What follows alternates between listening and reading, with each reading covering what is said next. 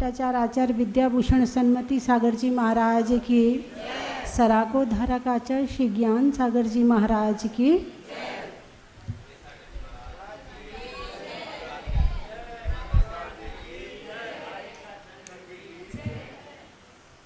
धर्म स्नेही बंधु हो, आवाज़ थोड़ी सी और बढ़ा दो। ज्ञान, अज्ञान, कुज्ञान, विज्ञान और सम्यक ज्ञान, तीन पर अपनी चर्चा हो चुकी है। ज्ञान, अज्ञान, कुज्ञान पर आज अपन विज्ञान पर चर्चा करेंगे। जानते हो विज्ञान क्या होता है? अरे बोलिए ना। ये वाला पंखा बंद कर देना। विज्ञान जानते हो क्या होता है? साइंस। अच्छा, वो तो आपने शब्द का वो ट्रांसलेशन कर दिया, पर्यायवाची बता दिया, अर्थ कहाँ बताया? विशेष ज्ञान को विज्ञान कहते हैं। किसे कहते हैं? विशेष ज्ञान को विज्ञान कहते हैं। ये दो तरह का होता है, एक भौतिक विज्ञान और एक आध्यात्मिक विज्ञान। कितनी तरह का हो गया? दो तरह का, भौतिक विज्ञान और आध्यात्मिक विज्ञान। स्कूल में कौन सा वाला पढ़ाया जाता है? कौन सा पढ़ाया जाता है? भौतिक विज्ञान, है ना। धर्म क्या है? आध्यात्मिक विज्ञान। और जो स्कूल में पढ़ाया जाता वो पुद्गल वाला विज्ञान है। जो पुद्गल में खोज करे वो भौतिक विज्ञान, और जो आत्मा में खोज करे वो आध्यात्मिक विज्ञान। तो वर्तमान समय में वैज्ञानिक जो हैं वो भौतिक विज्ञान की खोज कर रहे हैं, यानी पुद्गल की खोज कर रहे हैं। सबसे पहले रेलगाड़ी बनाई। क्या बनाई? कैसे बनाई रेलगाड़ी? कि एक वैज्ञानिक किसी पहले चूल्हे में नीचे आग जला के ऊपर सामान बनाते थे, तो जब कोई प्लेट उसके ऊपर ढक देते थे तो अंदर से जब भाप आती थी तो वो प्लेट गिर जाती थी। उसने एक पत्थर रखा, अब कितनी भाप बनती कि प्लेट गिर रही है, फिर उससे भारी पत्थर रखा, अब कितनी भाप बनी कि वो पत्थर गिर गया, फिर प्लेट गिर गई। ऐसे करते करते उसने भाप वाला इंजन बना दिया। क्या बना दिया? भाप वाला इंजन बना दिया। फिर इंजन बना दिया तो उससे ट्रेन चलने लगी। फिर किसी ने बिजली बना दी, फिर किसी ने बल्ब बना दिया, फिर किसी ने ट्यूबलाइट बना दी। करते करते करते करते करते टीवी बना दी, कंप्यूटर बना दिए, मोबाइल बना दिए हैं, एरोप्लेन बना दिए। ये सब फिर पेट्रोल मिला, पेट्रोल मिला, फिर उसकी खोज हुई कि उससे क्या क्या हो सकता है, तो उससे गाड़ियाँ चलने लगी। अब तो बहुत सहज हो गया। अब पहले लोग 10-10, 20-20 किलोमीटर पैदल चलते थे, और जब गाड़ी मिली तो बड़ा मज़ा आया। अरे बोलिए ना, अब तो मतलब पैदल नहीं चलना पड़ेगा, आनंद आया अब तो। फिर उसके बाद ये तुम्हारे कपड़े धोने की मशीन आ गई, चूल्हा आ गया, गैस वाला चूल्हा आ गया। धीरे धीरे धीरे धीरे करते करते करते सारे घर में मशीनों का भंडार बन गया। बोलिए हाँ या ना? हैं? अभी कहीं आग लग गई थी, तो जब आग लगी तो वो जो उनका लॉक था खुला ही नहीं, सेंसर वाला लॉक खुला ही नहीं, निकल नहीं पाए। क्या गड़बड़ हुआ कि नहीं हुआ? एक गाड़ी में वो अपने आप लॉक होने वाला शीशा लगा था, अपने आप लॉक होने वाला शीशा लगा था। अब वो गाड़ी नदी में गिर गई। क्या हुआ? निकल पाएंगे? गैस सिलेंडर बनाया, कब किसका फट जाए पता नहीं, कितने बार आग लग जाती, कितने बार दुर्घटनाएं घट जाती हैं। गाड़ी बनाई, कितने एक्सीडेंट होते हैं, अरे बोलिए ना, होते कि नहीं होते? मोबाइल बनाया, बैटरी फट जाती है, घटनाएं घट रही कि नहीं घट रही? हालांकि खोज तो हो रही है। वर्तमान के वैज्ञानिकों ने पुद्गल की खोज इतनी करी है कि सारा पुद्गल का चमत्कार दिखा दिया है कि पुद्गल में कितनी ताकत है। और इंसान प्रभावित भी होता है। अच्छा, पहले जब मोबाइल नहीं आया था, अच्छा बिना किसी चीज़ के मोबाइल से बात हो जाती है। पहले वो आता था, पुलिस वालों के पास होता था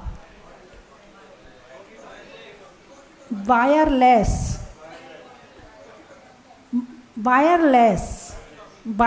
आया था, पहले आया था ना, वो केवल पुलिस वालों के पास होता था। और धीरे धीरे खोज करते करते फिर इसके बाद मोबाइल आया, जिसमें वो बटन दबा दबा के नंबर डायल करते थे और उससे बात करते थे। फिर धीरे धीरे उसमें चित्र आने लगे, फिर धीरे धीरे वो टच स्क्रीन वाला आ गया, फिर धीरे धीरे उसमें फ़ोटो भी खींचने लगी। अब जिसके पास फ़ोटो खींचने वाला मोबाइल है, सारे लोग उसको देखते थे, अच्छा इसके पास फ़ोटो खींचने वाला मोबाइल है, अच्छा इतना बड़ा मोबाइल है। और धीरे धीरे अब तो ये हुआ कि हर रिक्शे वाले के पास भी, वो भिखारी के पास भी, सब बराबर हो गए। अब कोई बड़ा छोटा नहीं रहा, जो तुम्हारे पास है वो भिखारी के पास भी है। वो भीख मांगने भी आता तो मोबाइल करके आता, भाई साहब धूप बहुत है, यदि दो तो आऊँ, नहीं तो ना आऊँ। जो सुविधा तुम भोग रहे हो वो सुविधा हर व्यक्ति के पास मिल रही है। तुम्हारे घर में टीवी है तो जो सड़क के किनारे झोपड़ी बनी होती है उनके पास भी टीवी है, कौन सी बड़ी बात है? तो इस तरह से ये भौतिक विज्ञान का ऐसा दौर आया, ये 25-50 साल में भौतिक विज्ञान ने इतनी उन्नति करी कि लोग आध्यात्मिक विज्ञान से दूर हो गए। दवाइयों की खोज हो रही है, नई नई तरह की दवाइयाँ आ रही हैं, नई नई तरह की चीज़ें आ रही हैं। ये खाओ तो ऐसा हो जाएगा, ये खाओ तो ऐसा हो जाएगा, ये खाओ तो ऐसा हो जाएगा। 10 तरह की दवाइयाँ, 10 तरह क्या, 1000 तरह, लाख और करोड़ तरह की। एक व्यक्ति ने दवाई की फैक्ट्री खोली, तो बोले माता जी आप आशीर्वाद दे दो। मैंने कहा भाई किस बात का आशीर्वाद चाहिए? तो बोले दवाई की फैक्ट्री खोली है। तो मैंने दवाई की ही क्यों खोली, और कोई काम कर सकते थे? बोले नहीं, आने वाले समय में आदमी चलेगा नहीं,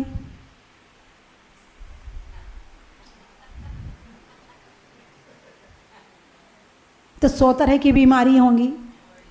मशीनें आ गई तो हाथों से काम नहीं करेगा, तो 100 तरह की बीमारी होंगी। मोबाइल आ गई, टीवी आ गई, तो 100 तरह की आँखों की बीमारियाँ होंगी। कान में वो लगा कर के सुनते हैं तो 100 तरह की बीमारियाँ होंगी। और आदमी खूब खाएगा, पचाएगा नहीं, क्योंकि पचाने के लिए गाड़ी में पेट्रोल डालो तो चलेगी, तभी तो पेट्रोल ख़त्म होगा, और नहीं चलाओगे तो गाड़ी का पेट्रोल ख़त्म। अब वो गाड़ी तो दूसरी है, ये गाड़ी अलग तरह की है। वो गाड़ी तो आप बंद भी कर सकते हो चाबी से, ये 24 घंटे ऑन रहती है। तुम रात को खा के सो, सुबह पेट में कुछ मिलेगा? भाई तुमने रात को गाड़ी अपनी पार्किंग में लगा दी, तो सुबह उठोगे तो उसमें पेट्रोल कितना मिलेगा? जितना छोड़ के गए थे ना। और रात को खा के सो, सुबह पेट में कुछ मिलेगा? नहीं मिलेगा ना। तो ये गाड़ी 24 घंटे ऑन रहती है, इसकी मशीनें 24 घंटे काम करती हैं, लेकिन पचेगा उसी का जो मेहनत करेगा शरीर से। वरना क्या होगा, जैसे कि तुम्हारे यहाँ कितने वोल्टेज लेने के लिए वायर आदि डाले गए हैं, उतने ही झेल पाएगा ना। और उससे ज़्यादा आ जाएगा तो क्या होगा? सब भ्रष्ट हो जाएगा। मोबाइल चार्ज पे लगा होगा तो वो भी ख़त्म, पंखा ख़त्म, एसी ख़त्म, कूलर सब ख़त्म हो जाएगा। बस ऐसे ही है कि जब इस समय के लोग सुख भोगी होंगे, क्या होंगे? सुख भोगी। और ज़्यादा सुख बीमारी पैदा करता है, ज़्यादा सुख बीमारी पैदा करता। बोले खाएंगे खूब और करेंगे कुछ नहीं, और जब ऐसा करेंगे तो बीमारियां अधिक होंगी। तो आने वाले समय में एक एक व्यक्ति 10 गोली रोज खाएगा। देखो, आप तो उस चीज़ को भोग रहे हो। क्या कर रहे हो? भोग रहे हो। लेकिन इस बात की गणित, इस बात का हिसाब आज से 30 साल पहले लगा लिया गया था। 30 साल पहले, ये बात 30 साल पहले की है, अभी की नहीं है। मतलब तुम जो कर रहे हो ना, तुम कर नहीं रहे हो, तुमसे करवाया जा रहा है। तुम गाड़ी खरीदते नहीं हो, गाड़ी तुम्हें बेची जाती है। ऐसा दिखाया जाता है, ऐड ऐसी दिखाई जाती है, उन्हें पता है यदि हम ऐसा दिखाएंगे तो इसका मन करेगा, ऐसा दिखाएंगे तो इसका मन करेगा, ऐसा दिखाएंगे तो इसका मन करेगा। बच्चों की ऐड अलग तरह की, बूढ़ों की ऐड अलग तरह की, जवान की ऐड अलग तरह की, शराब की ऐड अलग तरह की, लड़कियों की ऐड अलग तरह की। तुम कैसे आकर्षित हो सकते हो? वहाँ पर तुम्हारे दिमाग को पढ़ने वाले बैठे हुए हैं ऊपर, और वो बेचते रहते हैं और तुम खरीदते रहते हो। तो बोले इसलिए मैंने दवाई की फैक्ट्री खोली कि ये तो इसमें तो घाटा होने वाला है ही नहीं है। एक एक व्यक्ति 10-10 गोली तो खाएगा ही खाएगा। यानी जब से भौतिक विज्ञान आया है तब से बीमारियों का भंडार आया है। जैसे कहते हैं ना कि अंग्रेजी की एक दवाई के साथ एक साइड इफ़ेक्ट साथ आता है। बोलिए हाँ या ना? ये तो इतना तो जानते हो, इतना तो पता है ना? एक दिन और बताया था, जब भी डॉक्टर आपको कोई दवाई देता है तो उसके साथ एक गैस की गोली और दे देता है। बोलिए ना, या तो गैस की दे देगा या नींद की दे देगा, क्योंकि इसका साइड इफ़ेक्ट होगा, और होगा तो उसको कंट्रोल कैसे करें? तो एक गोली दवाई बीमारी के लिए और दूसरी उसको दूसरी बीमारी जो कंट्रोल करना उसके लिए। ऐसे एक बीमारी की एक गोली नहीं होती है, एक बीमारी की 2 गोलियां होती हैं। ऐसे ही जितनी मशीनें आई हैं, भौतिक विज्ञान ने आपको जितनी मशीनें दी हैं, हर मशीन का साइड इफ़ेक्ट है। कपड़े धोने की मशीन आई, हाथों में साइड इफ़ेक्ट। मोबाइल आया, आँखों में साइड इफ़ेक्ट। मिक्सी आई, हाथों में साइड इफ़ेक्ट। एसी आया, उससे भी कई तरह की बीमारियां होती हैं। भाई कोई भी चीज़ का प्रयोग यदि एक लिमिट तक करोगे तो ये शरीर सहन करेगा। क्या कहा? लिमिट तक। हर चीज़ की एक सीमा है।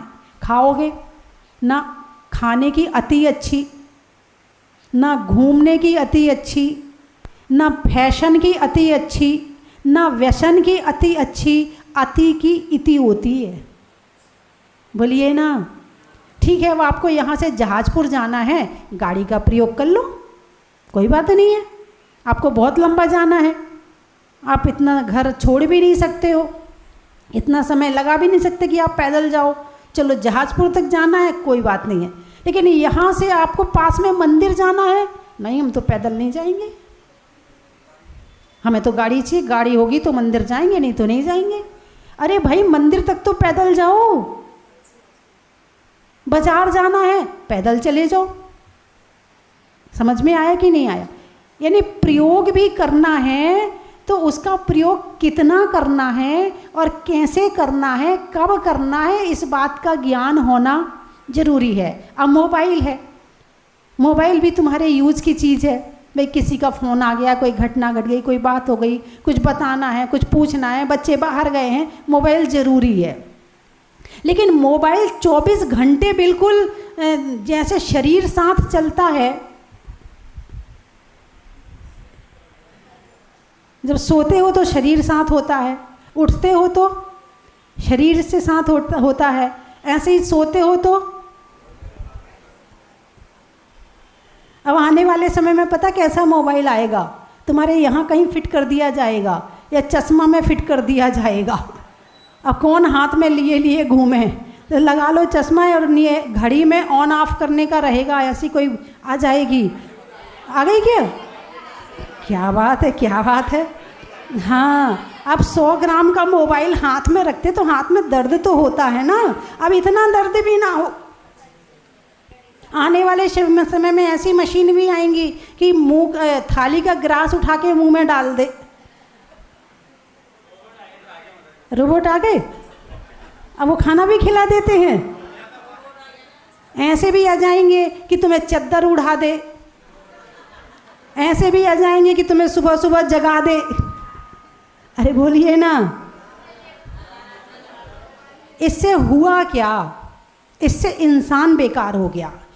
कैलकुलेटर आया, दिमाग बेकार हो गया। अपनी घटना बताऊं, एक बार की बात है, जब मैं पढ़ती थी तो स्टैटिक्स से मैं गणित हल करने पड़ते थे, तो वो कैलकुलेटर यूज करती थी।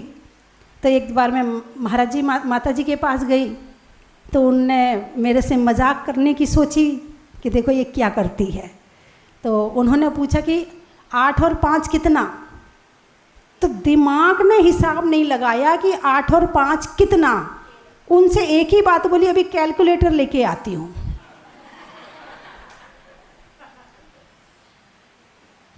क्या समझे? ये मेरी कहानी नहीं है, ये हर व्यक्ति की कहानी है। जब तुम्हारे मोबाइल में नंबर सेव नहीं होते थे तब कितने नंबर याद होते थे? अरे बोलिए ना, होते थे कि नहीं? और अब कहीं कुछ हो जाए, मोबाइल बंद हो जाए, क्या होगा? तो बेकार कौन हुआ? तुम्हारा दिमाग। जो दिमाग तुम्हारा इतना काम कर रहा था, वो तुम्हारा दिमाग बेकार हो गया। किसने किया? हाथ किसने बेकार किए? मशीनों ने। पैर किसने बेकार किए? मशीनों ने। आंखें किसने बेकार करी? मशीनों ने। तुम्हारे दिमाग को किसने बेकार कर दिया? मशीनों ने। और तुम समझते हो कि हम बहुत सुखी हो गए। यही भ्रम है, यही भ्रम है। यह है भौतिक विज्ञान। आज आदमी एक रोटी नहीं खा पाता, क्यों? अरे बोलिए ना, पचती नहीं है। क्यों नहीं पचती? बोलिए ना, खाने की लालसा है, खाने की इच्छा है, मगर पचाने की क्षमता नहीं है। ये पचाने की क्षमता किसने बेकार करी? बोलिए ना, किसने बेकार करी? आज घर में खाने के लिए बहुत कुछ है, मगर खा नहीं पाते हैं। शरीर को किसने बेकार कर दिया? मशीनों ने बेकार कर दिया। अब मान लो बहू 1 रोटी खाती है और सास 3 रोटी खाती है, फोन करेगी, मम्मी मेरी सास तो 3 और 4 रोटी खाती है। 3 तो बताई, 4 बताएगी, 1 बढ़ा के ही बताएगी। मैं 1 रोटी खाती, अपने लिए तो 1 रोटी बनाऊं, इनके लिए 4-4 बनानी पड़ती है। बोलिए, हैं?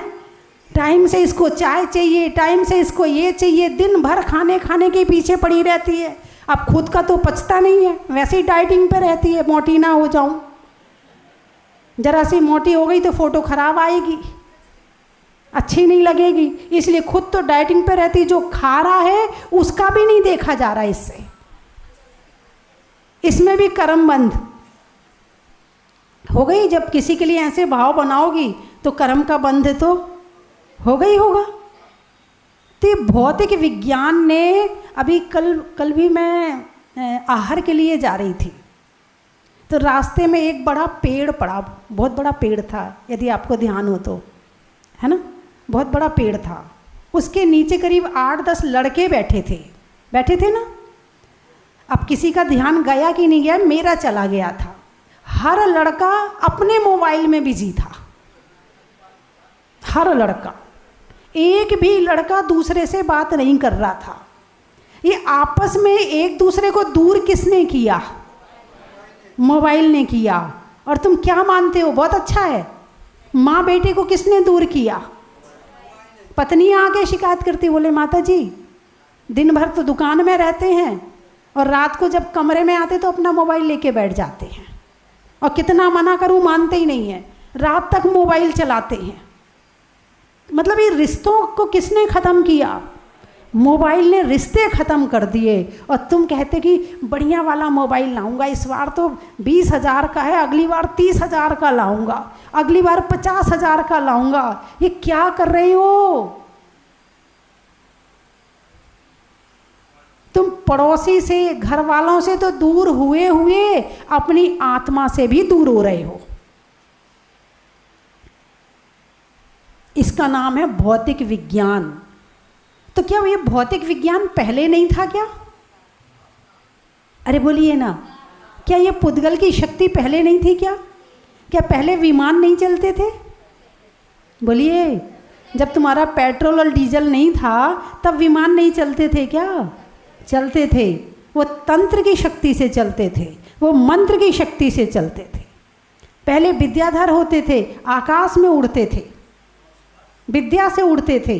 पहले आत्म शक्ति काम करती थी, और अब तो ये बाहर की शक्ति काम करती, जाने कब एक्सीडेंट हो जाए।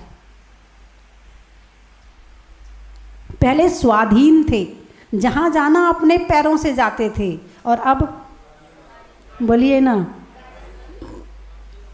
पराधीन है। गाड़ी होगी तो जाएंगे, नहीं होगी तो नहीं जाएंगे।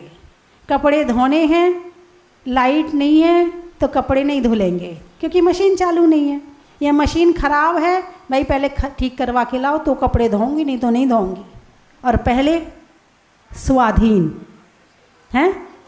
पानी पहले भर के लाते थे तो यूज भी अच्छे से करते थे, बचा बचा के करते थे। अब तो बटन चालू करी, अब बिना मेहनत का पानी मिल गया, और बिना मेहनत की चीज़ की तो तुम कीमत ही नहीं करते, कीमत ही नहीं करते। अभी यही प्रवचन यदि आपको किसी हॉल में और टिकट लगा के सुनने के लिए मिले,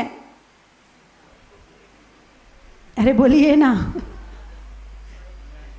नहीं आएंगे?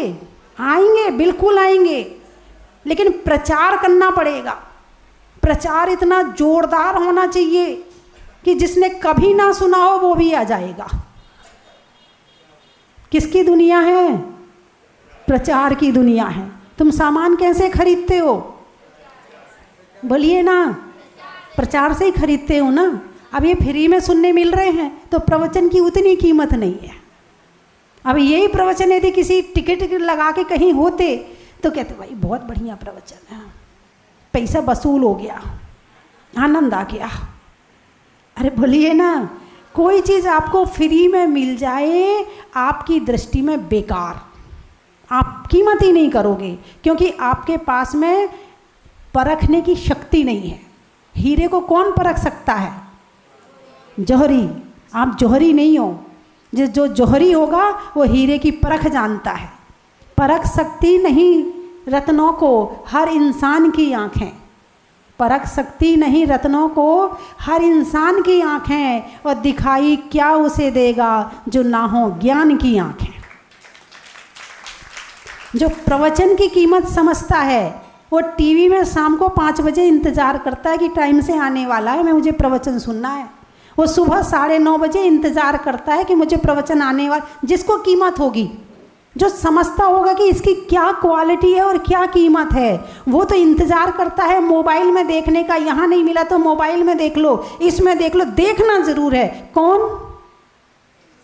अरे बोलिए ना, जो प्रवचन की क्वालिटी की कीमत समझता है वो देखेगा। और बाकी तो कहेंगे बस ठीक है, माता जी आई हैं, अब समाज आती है तो जाना तो पड़ेगा ही। अच्छा नहीं लगेगा, सारी समाज होगी और हम नहीं होंगे तो अच्छा थोड़ी लगेगा। अरे बोलिए ना हैं। अच्छा, जो कोई डॉक्टर एक कहीं फ्री में बैठा हो, इलाज करवाने जाओगे? नहीं जाओगे? हैं? जो डॉक्टर तुम्हें 1,000 रुपये फीस लेके देखता है, उतनी ही क्वालिटी वाला डॉक्टर फ्री में देखता है, किसके पास जाओगे? तुम्हारा विश्वास किसके ऊपर ज़्यादा है? इस पे विश्वास है। वर्तमान की दुनिया तो पैसे की दुनिया है। युग जाने कैसा है, पैसा ही पैसा है। कैसे भी हो, बस पैसा पैसा खर्च। एक भाई साहब तो बोले, माता जी मेरे पास इतना पैसा आ गया था कि मेरे से खर्च नहीं हो रहा था। फिर मैंने विदेश की टिकटें करवाई, 2-4-10 देश घूमे, फिर पैसा को लेबल में किया। ये कौन था? ये सच्ची घटना है, ये वो बात नहीं बता रही हूँ मैं। क्या गए थे विदेश में देखने के लिए? विदेश में क्या है? सड़क है? अरे बोलिए ना, बोलिए। सड़क ही तो होंगी वहाँ पे, होटल होंगी, लोग होंगे। लोग भी कोई अलग तरह के तो होंगे नहीं, वही आँख नाक कान मुंह दांत बाल ऐसे ही होंगे ना। अब तो ये सब चीज़, विदेशी कपड़े, पहले लोग विदेशी कपड़ों वाले महिलाओं को देखने विदेश जाते थे, अब तो अपनी यहीं मिल जाएंगी। यहीं पूना घूम आओ, बम्बई घूम आओ, यहीं मिल जाएंगी सारी। हैं तो क्या, किस लिए जाते विदेश? विदेश में क्या है? पानी भी जैसा यहाँ का पानी है, पानी भी वैसा ही होगा, कोई अलग पानी तो होगा नहीं। पेड़ भी पेड़ ही होंगे वहाँ पे। कैसे पेड़ होंगे? ऐसे ही होंगे ना। पहाड़ भी होंगे वहाँ पर। कैसे होंगे पहाड़? जैसे अपने यहाँ है। बस क्या करें, अब पैसा कहाँ खर्च करें? तो चलो थोड़ा विदेश चलते हैं, थोड़ा एरोप्लेन में बैठेंगे, थोड़ा सा मोबाइल में फ़ोटो डालेंगे, स्टेटस लगाएंगे कि देखो हम यहाँ गए हैं। फिर दूसरा उसके स्टेटस को देख के, अच्छा गया, अच्छा अब मैं भी जाऊँगा। ये मंसूरी गया है तो मैं शिमला जाऊँगा, ये यहाँ गया है तो मैं यहाँ जाऊँगा।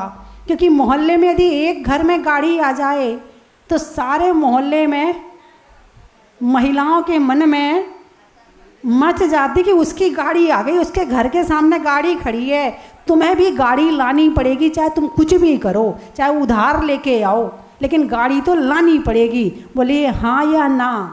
बस यही जिंदगी चल रही है। इसको कहते हैं भौतिक विज्ञान। क्या कहते हैं इसको? भौतिक विज्ञान। किसके पीछे पागल हैं? पुद्गल के पीछे। किसके पीछे पागल हैं? पुद्गल के पीछे। मैं कौन हूँ? मैं आत्मा हूँ, मैं पुद्गल तो नहीं हूँ ना। अरे हाँ या ना कुछ तो बोलो। हो तो बोलो हाँ, नहीं हो तो बोलो ना। आप पुद्गल हो कि जीव हो? कौन कौन जीव है? हाथ उठाकर बताओ। देखो, पक्का विश्वास होना चाहिए, दृढ़ विश्वास होना चाहिए। इस विश्वास में कमी नहीं होनी चाहिए। उसका ही नाम सम्यक दर्शन है। दृढ़ विश्वास का नाम ही सम्यक दर्शन है कि मैं जीव हूँ, मैं पुद्गल नहीं हूँ। अब ये जीव किसके पीछे पागल है?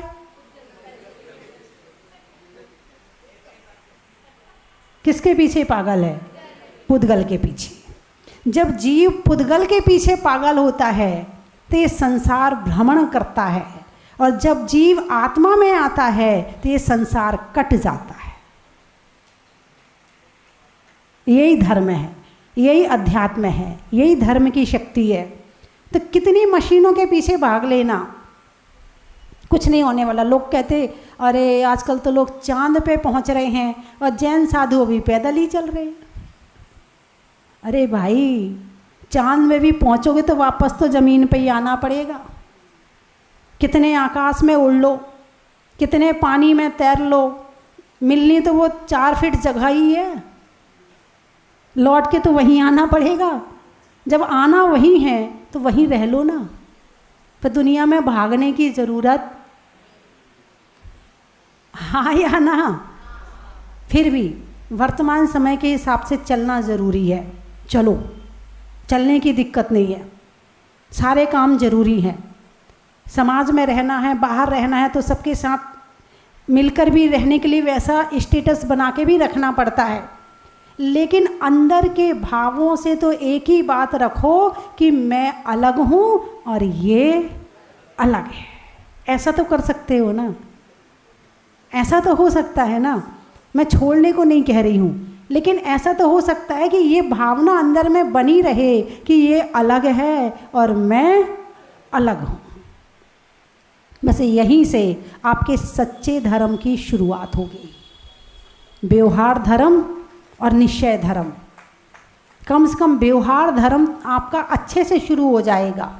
और जब तक अपनी आत्मा के प्रति नहीं झुकोगे तब तक धर्म तो करोगे, मगर भौतिक वस्तुओं के लिए करोगे। मेरे घर में गाड़ी नहीं है भगवान, क्या उसके घर में गाड़ी आ गई, उसके घर में आ गई, मेरे घर में नहीं है। मेरे घर में भी जब आप आत्मा को नहीं जानोगे तो आपकी पूजा भौतिक वस्तुओं के लिए होगी, और जिस दिन आप आत्मा को जान लोगे तो आपकी पूजा आत्मा की विशुद्धि के लिए होगी। समय हो गया है, समाप्त करूं?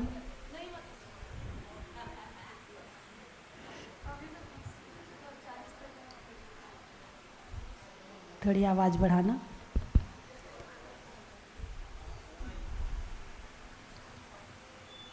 तो विज्ञान किस पर व्याख्या चल रही है अपनी? विज्ञान पर। विशेष ज्ञान को विज्ञान कहते हैं। अब आपने यदि छेढ़ाला पढ़ी हो तो उसका मंगलाचरण बोलिए। तीन भुवन में सार वीते रागे विज्ञानिता, शिव स्वरूप शिव का नमः त्रियोग। हाँ, इसमें विज्ञान शब्द आया?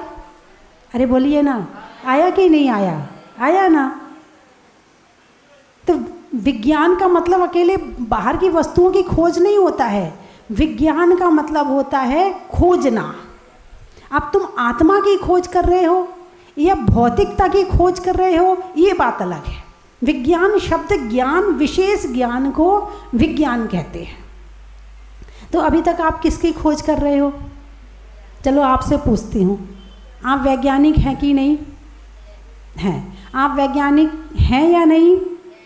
कितने लोग हैं? क्या क्या खोज करी है आपने?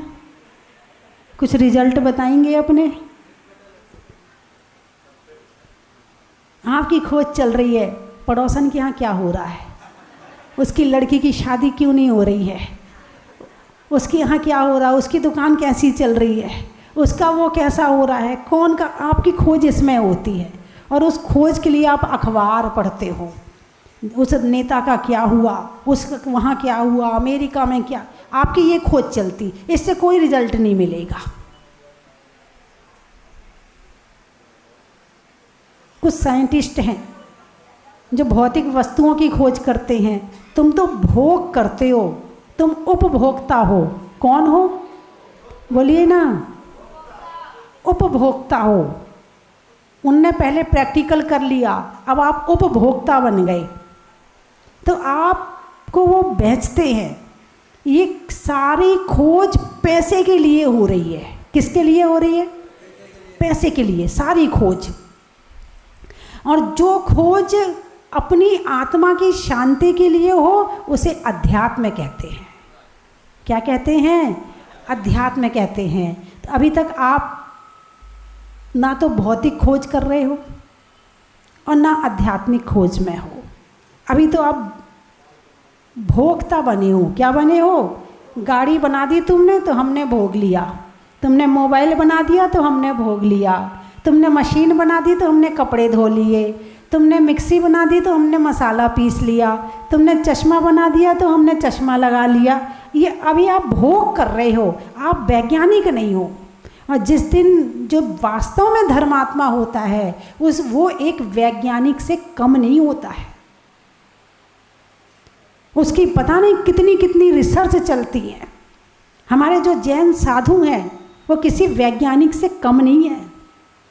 ना जाने आपको पता नहीं चलता कि कितनी खोज करते हैं, आपको बताते नहीं हैं वो, क्योंकि बता दे तो मामला गड़बड़ हो जाए। वो अध्यात्म आत्मा की तरफ झुकते हैं, वो जीव को पहचानने का प्रयास करते हैं। कर्म कितनी तरह के हैं, कौन सा व्यक्ति का क्या कर्म चल रहा है, उस व्यक्ति का क्या कर्म चल रहा है, वो सारी चीज़ सोचते हैं, विचारते हैं, प्रवचन में फिर उसको अपने हिसाब से बता देते हैं। तो जो प्रवचन में बता रही ये क्या है, ये खोज करके ही तो बता रही हूँ। भगवान महावीर ने जो दिया उस पर और चिंतन मनन किया और सरल भाषा में करके उसे बता दिया, है ना। तो वैज्ञानिक, धर्मात्मा भी एक वैज्ञानिक है। क्या है? एक वैज्ञानिक है, विज्ञान। और जो भगवान महावीर हैं वो महावैज्ञानिक है, सुपर वैज्ञानिक है। उनसे बड़ा वैज्ञानिक दुनिया में कोई नहीं हो सकता है। यानी कि जो आप खोज कर रहे हैं ये सारी चीज़ें भगवान के ज्ञान में पहले झलक गई थी, लेकिन भगवान ने जो दिया है, आप तत्वार्थ सूत्र का 5वां अध्याय पढ़े, जितनी ये खोजें हुई हैं उसका सारा मूल स्रोत जो यहाँ से शास्त्र चुरा चुरा के ले गए हैं, और उसमें फिर तुम्हें तो अपने शास्त्रों का ज्ञान नहीं है, और उनने उन शास्त्रों को पढ़ करके ये सारी चीज़ों का निर्माण कर लिया। अणु और परमाणु की व्याख्या कहीं नहीं है जैन शास्त्रों के अलावा। भगवान महावीर ने अणु और परमाणुओं की व्याख्या करी, उसकी शक्ति की व्याख्या करी, अभिवाक प्रतिच्छेद पुद्गल परमाणु की व्याख्या करी, और ऐसी गजब गजब व्याख्या है। शास्त्र पढ़ो तो जितने शास्त्र पढ़ते जाओ, अच्छा ऐसा भी है, अच्छा ऐसा भी है, अच्छा ऐसा भी, ऐसा आनंद आता है, ऐसा आनंद आता है कि पूरा जन्म केवल शास्त्र पढ़ने में भी निकाल दें तो भी ये जन्म पूरा होने वाला नहीं है। पूरे शास्त्र नहीं पढ़ सकते, इतना ज्ञान है।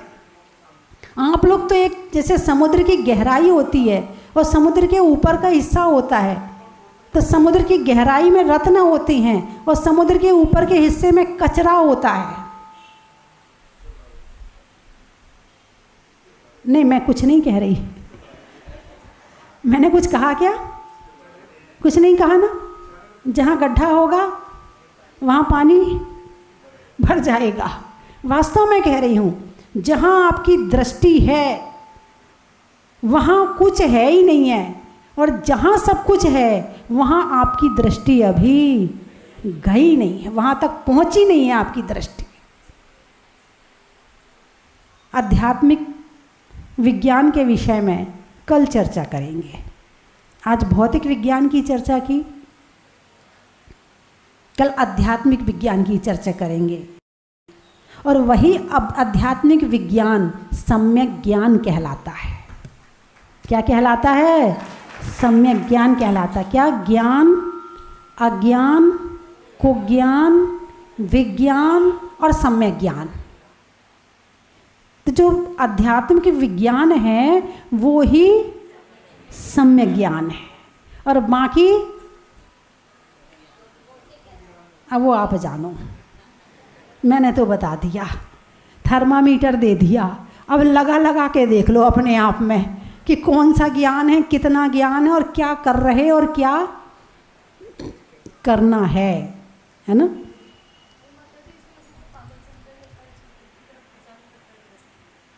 तो उनके समझने से क्या होता है? समझने वाले तो ये भी कहते, बोले माता जी आप ये काय को इतनी तपस्या कर रही हो? भाई हीरे को उठाकर कौन फेंकेगा? हीरे की कीमत कौन नहीं करेगा? जो हीरे को नहीं जानता है। तो ऐसे लोगों को पागल कहने वाला कौन है? भाई हमें वो पागल लगते हैं, उन्हें हम पागल लगते हैं। जब कोई सज धज के सवर के आता है, एकदम इतना सज धज के सवर के आता, तो हमें वो पागल लगता। देखो कैसा भौतिकता में उलझा पड़ा है, और उन्हें हम पागल लगते हैं। क्यों? क्योंकि हम तो उन्हें जानते हैं लेकिन वो हमें नहीं जानते हैं। तो उनके पागल वो हमें समझें, इस बात के लिए हम अपना ज्ञान और धर्म छोड़ दें क्या? सही कौन है, छोड़ने वाला या करने वाला? एक दिन जब वो आधे पागल होके डिप्रेशन में होके कहीं घूमेंगे ना, तो आखिरी में हमारे पास ही आएंगे। अभी कल मैं तो भूल गई थी, यथार्थ ने बताया कल कि 12 साल पहले 14 साल पहले महावीर नगर फर्स्ट गए थे। तो वहाँ पर एक महिला, उसके 2 बच्चे अलग अलग जगह विदेश में रहते थे। वो डिप्रेशन में थी और इतनी डिप्रेशन में थी कि शरीर तक कांपता था उसका। तो वो उसने अपना इलाज विदेश में करवाया, वहाँ भी उसका इलाज नहीं हुआ। और उस समय में महावीर नगर फर्स्ट में 5-7 दिन रुकी थी। तो उसने 4 दिन प्रवचन सुने, उसको करीब 40-50% आराम मिल गया। और आराम मिलने के बाद फिर वो ही आई कि बोले माता जी मेरा इलाज विदेश में नहीं हुआ मगर आपके प्रवचन में हो गया। ये सारी दुनिया में जब आधे पागल हो जाएंगे ना, फिर ये हमारे पास ही आएंगे। अभी खूब निपट लो, खूब कुट लो, पिट लो, लड़ लो, भिड़ लो, कहीं भी कुछ भी करना, हमें पागल कह लो, कुछ भी कर लो, आओगे हमारे पास ही। और नहीं आओगे तो दुर्गति में जाओगे, नहीं आओगे तो क्या दुर्गति में जाओगे। दुर्गति से बचना है तो पहले ही आ जाओ। क्या दुर्गति से बचना है तो पहले ही आ जाओ, क्योंकि जो असली चीज़ है वो यही है, कहीं और मिलने वाली है ही नहीं है।